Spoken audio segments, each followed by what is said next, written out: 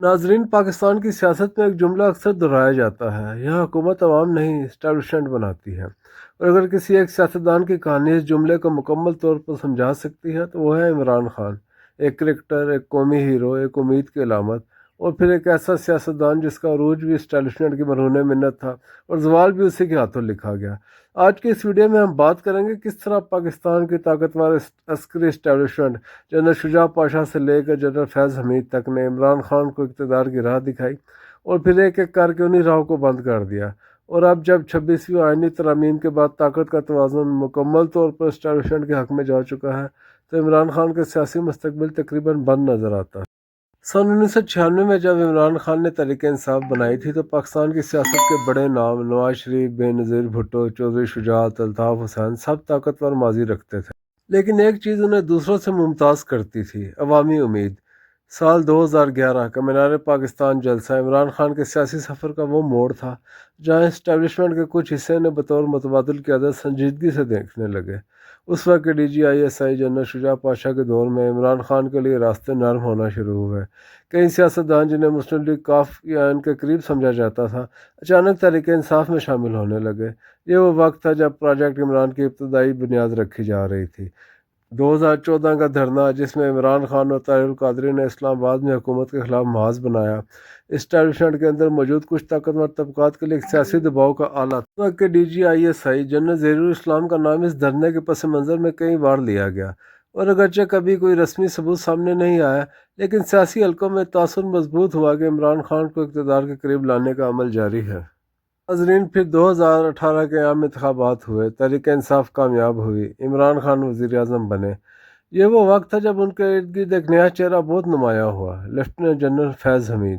کہا جاتا ہے کہ عمران خان کے دور میں سول حکومت اور عسکری اداروں کا رشتہ آئیڈیل قرار دیا جاتا تھا، لیکن در حقیقت یہ تعلق برابر کا نہیں بلکہ ایک طرف انحصار پر مبنی تھا۔ فیصلے کہیں اور ہوتے تھے اور اعلان کہیں اور سے۔ جنرل قمر جاوید باجوہ جنرل فیض حمید کے دور میں عمران خان کو مکمل ادارہ جاتی سپورٹ حاصل رہی، لیکن جیسے ہی عمران خان نے اپنی خود مختاری دکھانے کی کوشش کی، خصوصاً DGISI کی تعیناتی کے معاملے میں، تو ہم نے دیکھا کہ رشتہ دراڑوں کا شکار ہو گیا۔ اکتوبر 2021 میں جب DGISI کی تبدیلی پر تنازع ہوا تو یہ دراصل عمران خان کے اقتدار کے زوال کی ابتدا تھی۔ ناظرین، عمران خان چاہتے تھے کہ جنرل فیض حمید کو برقرار رکھا جائے، لیکن فوجی قیادت نے فیصلہ کر لیا تھا کہ اب انہیں تبدیل ہونا چاہیے۔ یہی وہ لمحہ تھا جب عمران خان نے اپنی سیاسی خود مختاری کے لیے جنگ شروع کی، اور فوجی قیادت نے طے کر لیا کہ اب عمران خان ان کے لیے غیر موضوع ہو چکے ہیں۔ اپریل 2022 میں عدم اعتماد کی تحریک کامیاب ہوئی، عمران خان اقتدار سے باہر ہو گئے۔ یہ وہ لمحہ تھا جہاں پروجیکٹ عمران خان ختم ہو گیا اور ایک نیا باب عمران خان بمقابلہ اسٹیبلشمنٹ شروع ہوا۔ اس کے بعد جو کچھ ہوا وہ پاکستان کی تاریخ میں پہلے کبھی نہیں دیکھا گیا۔ عوامی غصہ، فوجی تنصیبات پر حملے، 9 مئی کے واقعات، اور پھر وسیع پیمانے پر گرفتاریوں کا سلسلہ، یہ وہ مقام تھا جہاں اسٹیبلشمنٹ نے فیصلہ کن اقدام اٹھایا کہ عمران خان کو سیاست سے باہر کرنا ہے۔ 26ویں اور 27ویں آئینی ترامیم کے بعد فوجی اداروں کا اثر و رسوخ آئینی طور پر مضبوط ہو چکا ہے۔ ان ترامیم نے سویلین بالادستی کے تصور کو مزید کمزور کیا ہے اور عسکری اداروں کو سیاسی اور انتظامی فیصلوں میں مزید تحفظ فراہم کیا ہے۔ یہی وجہ ہے کہ عمران خان کے لیے سیاست میں واپسی کے دروازے تقریباً بند ہو چکے ہیں، کیونکہ اب وہ صرف عدالتوں کے نہیں بلکہ طاقت کے اس نظام کے خلاف کھڑے ہیں جس نے کبھی انہیں کھڑا کیا تھا۔ عمران خان کے سیاسی زوال کے ساتھ ساتھ تحریک انصاف کے اندر بھی شدید تقسیم پیدا ہو چکی ہے۔ ایک طرف وہ گروپ ہے جو اسٹیبلشمنٹ سے مفاہمت چاہتا ہے، دوسری طرف وہ سخت گیر گروپ ہے جو کسی بھی مفاہمت کو غداری سمجھتا ہے۔ اس تقسیم نے عمران خان کے سیاسی منظرنامے کو مزید غیر مستحکم کر دیا۔ پارٹی کا تنظیمی ڈھانچہ بکھر چکا ہے اور ہر رہنما اپنی سمت میں بیانیہ بنانے کی کوشش کر رہا ہے۔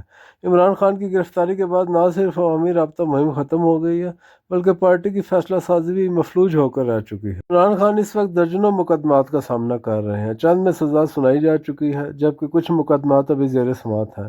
قانونی ماہرین کا کہنا ہے کہ عمران خان کے خلاف شواہد ایسے مقدمات میں پیش کیے جا رہے ہیں جن سے ان کی طویل قید کا امکان بڑھ چکا ہے، اور اگر موجودہ عدالتی فضا برقرار رہی تو ان کی سیاست میں واپسی کا امکان تقریباً ناممکن دکھائی دیتا ہے۔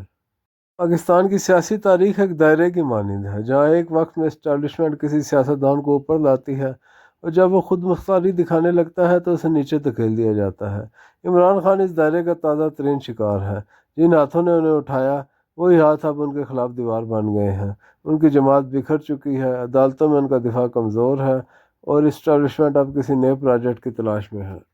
इमरान खान की गिरफ्तारी के बाद तहरीक इंसाफ ने न सिर्फ पाकिस्तान के अंदर बल्कि आलमी सतह पर भी एक मुहिम शुरू की। मकसद ये था कि बैनुल-अक़वामी बरदरी, ख़ास तौर पर अमरीका, बरतानिया और यूरोपीय ममालिक पाकिस्तान की हुकूमत पर दबाव डालें कि इमरान खान को रहा किया जाए। पीटीआई के कई रहनुमाओं ने लंदन, वाशिंगटन और न्यूयॉर्क में लॉबिंग कंपनियों से रब्ते किए। बैरून मुल्क सोशल मीडिया पर चलने वाली मुहिमात का हदफ था कि इंसानी हकूक़, जमहूरियत और इंसानी सियासी इंतकाम जैसे मौज़ूआत के ज़रिए बैनुल-अक़वामी दबाव पैदा किया जाए। लेकिन हकीकत यह है कि तमाम कोशिशें नाकाम हुई। ना तो किसी बड़े मुल्क ने इमरान खान की रिहाई का मुतालबा किया और ना ही किसी बैनुल-अक़वामी फोरम पर उनके केस को संजीदगी से उठाया गया। इसकी बुनियादी वजह यह थी कि आलमी ताकतें, ख़ुसूसन अमरीका, पाकिस्तान की फ़ौजी इस्टेब्लिशमेंट को ही मुस्तहकम शराकतदार समझती हैं।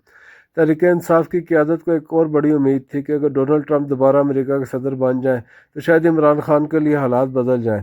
पीटीआई के अंदर यह तासुर आम था कि चूँकि इमरान खान और ट्रंप की सोच में कुछ मुमासलत है, लिहाजा ट्रंप की वापसी इमरान खान के लिए नए दौर की अलामत बन सकती है, मगर ऐसा कुछ ना हुआ। हालिया महीनों में अमरीकी सफारतकारों की आला सतही मुलाकातें, दिफाई ताउन के नए माहदे और इक़्तिसादी शराकत पर बातचीत, ये सब ज़ाहिर करते हैं कि अमरीका अब किसी भी किस्म के सियासी तनाज़े में मुदाखलत नहीं करेगा। यूँ पीटीआई की आखिरी बैनुल-अक़वामी उम्मीद भी मिट्टी में मिल गई। अब इमरान खान के लिए न अंदरूनी मुल्क कोई सियासी रास्ता बाकी है, न बैरून मुल्क कोई मददगार।